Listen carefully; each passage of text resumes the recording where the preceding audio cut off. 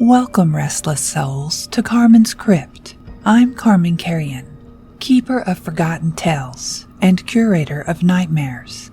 You've wandered into my domain, where each week I unearth a fresh horror from the depths of human imagination. In these darkened halls, stories wait like hungry shadows. Each tale we've collected whispers of terrors both ancient and new. From crumbling mansions where something skitters behind the walls, to that strange text message you received at 3 a.m. from a number that shouldn't exist. So gather close, the candles are lit, the shadows grow long, and the witching hour is upon us. Are you prepared to face what lurks in the darkest recesses of Carman's Crypt? Lock your doors, steel your nerves, and remember, here, every fear comes to life. This is Carman's Crypt. Your sanctuary of scares awaits.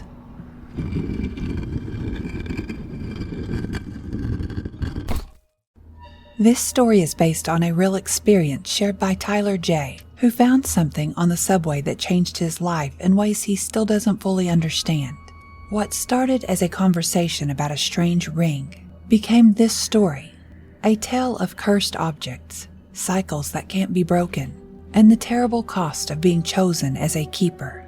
Tyler's willingness to share his experience even years later gave me the foundation for this nightmare. Thank you, Tyler, for trusting me with your story.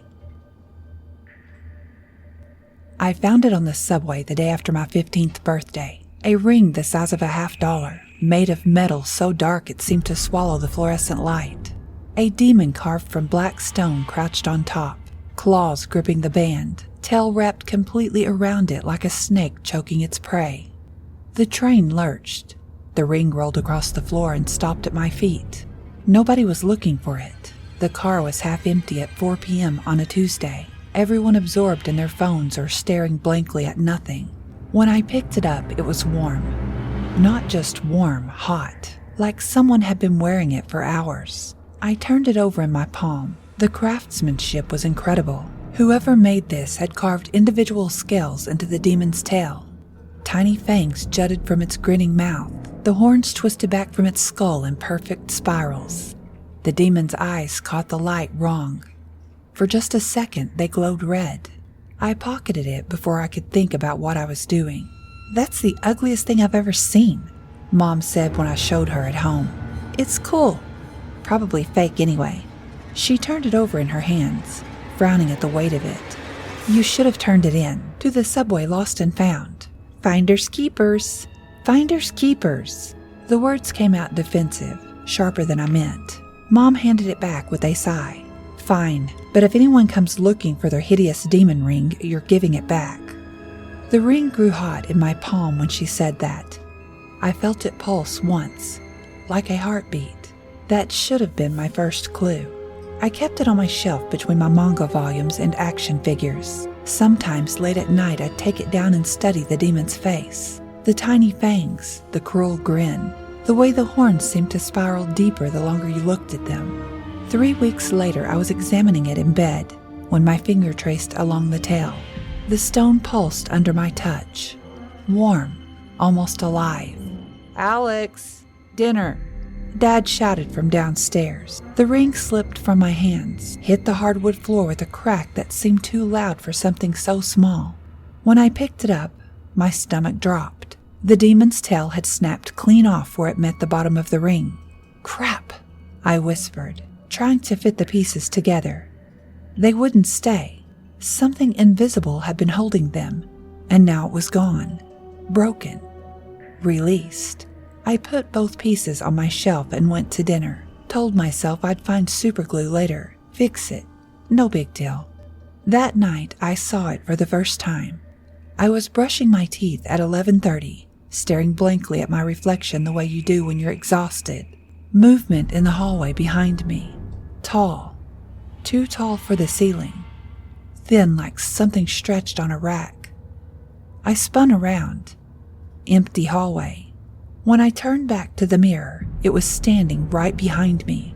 Not a reflection, The actual thing right there, close enough that I should have felt its breath.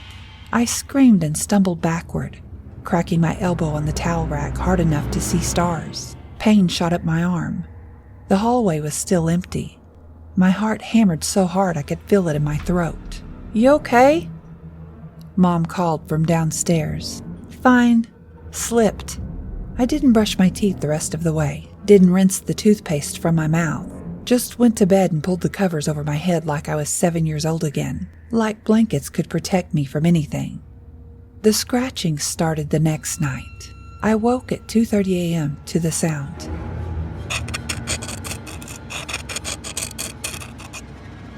At first, I thought it was the tree outside my window, but when I looked, there was no wind. The branches hung perfectly still in the moonlight, no movement at all. The scratching was coming from inside the walls. I lay frozen, listening.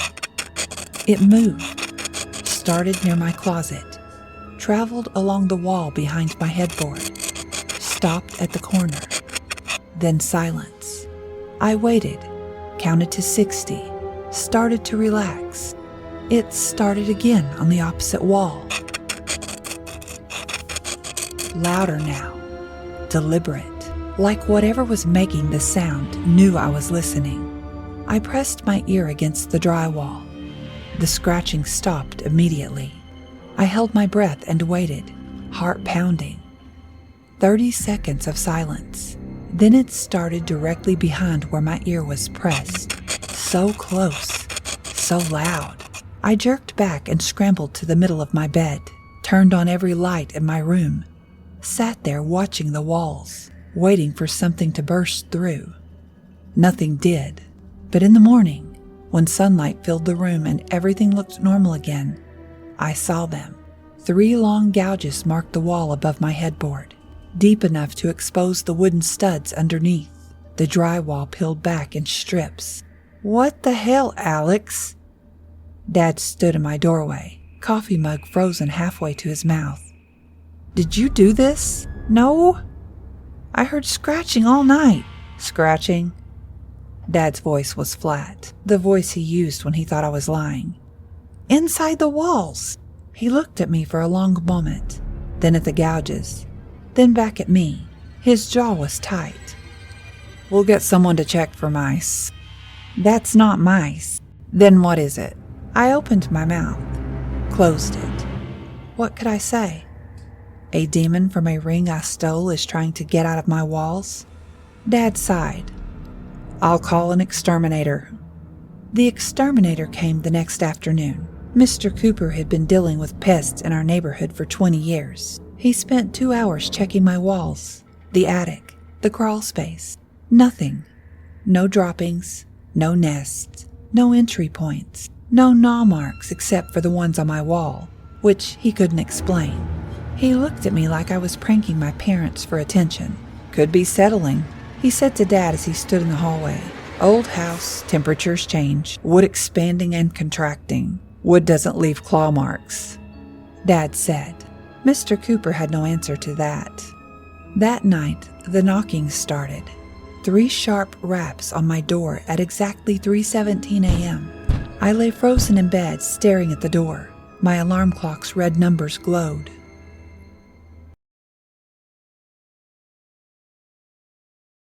"Who's there?" My voice cracked. Silence. Not the normal silence of an empty house at night. This was different. Heavy and waiting. I got up, grabbed the baseball bat I'd started keeping by my bed, and yanked the door open. Empty hallway. The nightlight near my parents' room cast long shadows. Nothing moved, but at the far end of the hall, near my parents' bedroom door, a shadow peeled itself off the wall. It was darker than the other shadows, thicker. It moved wrong. Not like it was walking, but like it was being pulled by invisible strings. It slithered through my parents' doorway. I ran after it, then stopped at the door. What was I going to do? Wake them up screaming about shadows? Tell them something was in their room? They already thought I was losing it. I went back to my room and wedged a chair underneath the doorknob, slept with the lights on. In the morning, I asked if either of them had knocked on my door. Why would we knock on your door at 3 a.m? Mom's coffee cup paused halfway to her lips. Her eyes were worried, the same look she'd had when I was 12, and couldn't sleep for a month after watching that horror movie at Eli's house. I heard knocking 3 times at 3:17. Mom and Dad exchanged a look, one of those parent looks where they're having an entire conversation without words. Maybe you were dreaming, Mom said carefully. I wanted to scream. Instead, I said, yeah, maybe. After that, I saw them everywhere, standing at the foot of my bed when I woke up, pressed against the kitchen window while I ate breakfast, face smudged against the glass, lurking in the corner of the living room while I did homework, just standing there watching, always in my peripheral vision, always gone when I turned to look. My grades tanked. I went from B's and A's to C's and D's in 3 weeks. I quit the art club, the one thing I was actually good at, the one thing that made school tolerable. My teacher, Mr. Reeves, asked if everything was okay at home. I told him I was fine. My best friend Eli started asking what was wrong. He'd known me since 3rd grade. He could tell something had changed. You look like crap, man, he said at lunch. You sleeping okay? Yeah, just stressed about school. Bull crap, what's going on? How could I explain? Hey, I stole a cursed ring and now shadow demons are stalking me. Want to come over and play Xbox? Nothing, I'm fine. Eli didn't believe me, but he let it drop. I became obsessed with fixing the ring. Superglue didn't work. The pieces wouldn't even stick together long enough for the glue to dry. Epoxy failed the same way. I tried melting them together with a lighter. The flame turned green when it touched the stone, and the smell that came off of it made me gag. Nothing worked. The tail and the ring refused to reconnect. Meanwhile, the shadows got bolder. One night, I woke up and one was standing right next to my bed. Not at the foot, not across the room. Right next to me, its face inches from mine.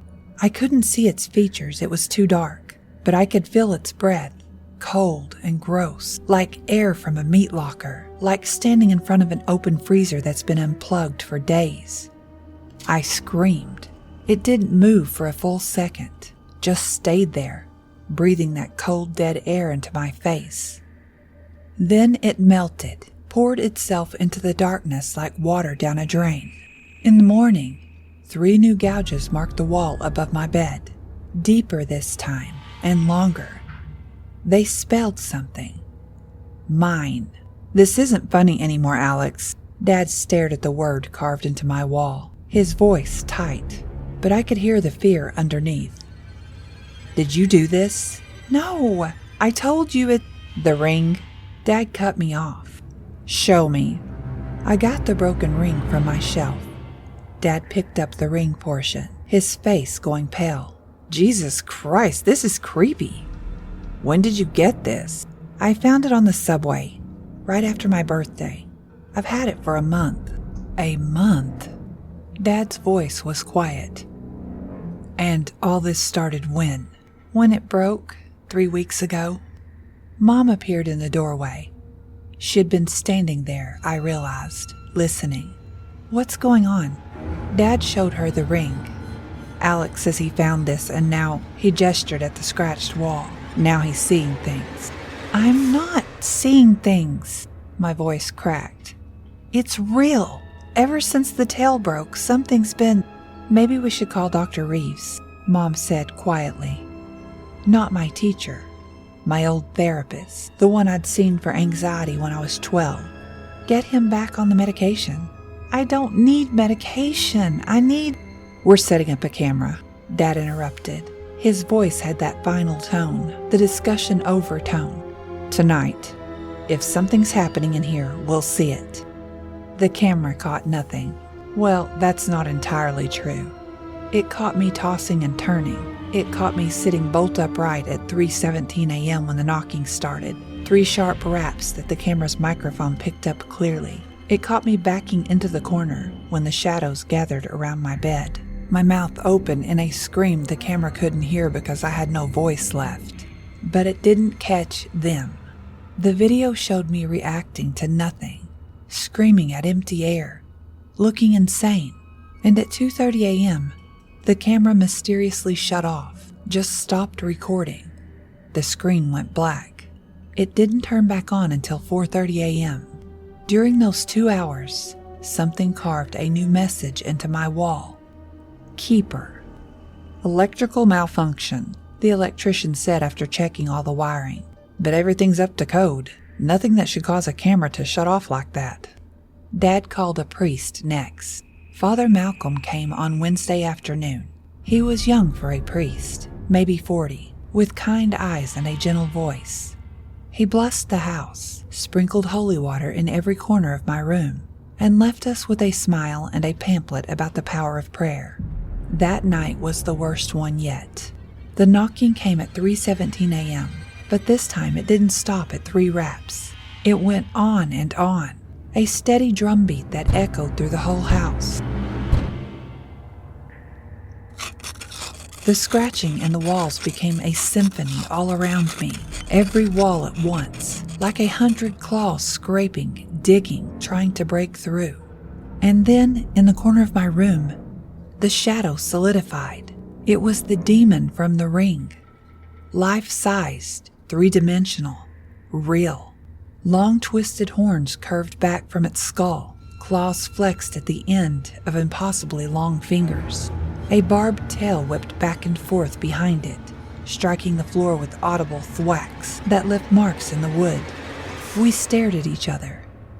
Then it smiled, rows of needle-sharp teeth, teeth that went back too far in its head. It raised one claw to where its mouth was, and made a shushing gesture. "Don't tell," it seemed to say. "This is between us." I ran, down the hall, into my parents' room, shaking my dad awake, trying to tell him, trying to explain. But when we went back to my room, it was empty. Just my room, normal, quiet. The marks on the floor were gone. "We're moving," Dad announced 3 days later over breakfast. I looked up from my untouched cereal. "What?" "Job transfer. Came through yesterday. We're moving to Portland in 2 weeks." Relief flooded through me so hard I thought I might pass out. "Thank God!" Mom touched my hand. "Maybe a fresh start will help. New city, new school, new room. We can leave all this behind." "We're not taking that ring," Dad added, his voice firm, final. "Whatever's happening, real or not, that thing's staying here." On moving day, I watched from the porch as Dad walked the ring out to the neighbor's trash can and dropped it in. The metal rang against the plastic bin. I clutched the broken tailpiece I'd kept hidden in my pocket, couldn't bring myself to throw it away. Some part of me thought if I kept it separate from the ring, the curse would stay broken. As our car pulled away from the house for the last time, I looked back. A tall shadow stood on our front lawn, watching us leave. It raised its hand in a slow wave. The new house was bigger, nicer. My room was in the finished basement, which I actually liked. More privacy, more space. My own bathroom. The first 3 nights were silent. No scratching, no knocking, no shadows. I let myself hope. On the 4th night, I realized I couldn't find the tailpiece.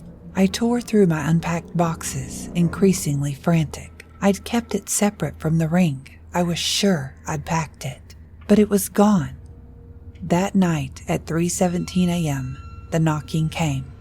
3 sharp raps on my basement door. When I didn't answer, the scratching started. Not in the walls this time, but directly on the door itself, loud and insistent. I buried my head under my pillow, but I could still hear it. In the morning, deep gouges marked the inside of my door, like something with claws had been trying to get in or get out. "We left the ring behind," Mom whispered, staring at the scratched door, her face pale, scared. "But not the tail," I said. "I can't find it. I think it's here somewhere." We searched for 3 days. Every box, every drawer, every corner of the new house. Nothing. On the 4th day, our neighbor, Mrs. Haverford, stopped Mom in the front yard. "Has your son seen anything strange?" she asked quietly. "At night." Mom went very still. "Like what?" "A figure, tall and dark. My husband and I have seen it in your yard every night since you moved in, walking around like it's searching for something. We thought it was one of you at first, but..." She glanced toward our house. "It doesn't move right, and it's too tall." That night, Dad installed motion sensor floodlights all around the yard. They went off 17 times. Each time Dad ran outside with a flashlight. Each time he found nothing. But from my basement window, I could see what he couldn't. The tall shadow dancing just beyond the light's reach, staying one step ahead, playing with him. It wanted me to see. It wanted me to know it was still here, that moving hadn't helped, that there was no escape. The next morning, I found footprints in the soft earth near the property line, not human, elongated with claw marks at the ends. They circled the entire yard. In one spot, the prints converged on a patch of disturbed dirt, fresh, recent. I knelt and dug with my bare hands. My fingers closed around something smooth and warm. The broken tail. It pulsed in my palm like a living heart. I understood then. It had buried itself here. It wanted to be found. It wanted me to complete the circle, to reunite the pieces. But I couldn't. I wouldn't. I took the tailpiece inside and hid it in my sketchbook, between pages of old drawings I never looked at anymore. That night, for the first time in weeks, I slept without knocking, without scratching, without shadows. The peace lasted 3 weeks. Then, on the subway after school, I saw him, a kid about my age, maybe 15, holding the ring. My ring. The one Dad had thrown away 2 states and 3 weeks ago. Impossible. The kid was running his fingers along the demon's back, fascinated. I sat down next to him. "Where'd you get that?" "I found it." He pulled it closer, protective. "On the subway." "Listen to me. You need to get rid of it. When it breaks, and it will break, something gets out, something that won't leave you alone." I pulled the tailpiece from my pocket. "This is part of it, see? I had it for 3 years. 3 years of hell." The kid's eyes went wide. He looked at the tailpiece, then at his ring, then at me. 3 years of scratching in the walls, 3 years of shadows, 3 years of no sleep and everyone thinking you're crazy. Get rid of it now before... At the next stop, he bolted. I didn't chase him. That night, the tailpiece crumbled into dust in my hand, just disintegrated, like it had been waiting for that moment. The weight I'd been carrying, the constant dread, the feeling of being watched, lifted all at once. And so, dear listeners, we emerge from another dark corner of Carman's Crypt. But remember, the horrors you've heard tonight are merely echoes of the terrors that await in the shadows of your mind. If you enjoyed your stay in the crypt, why not invite a friend to join us next week? After all, fear is best when shared.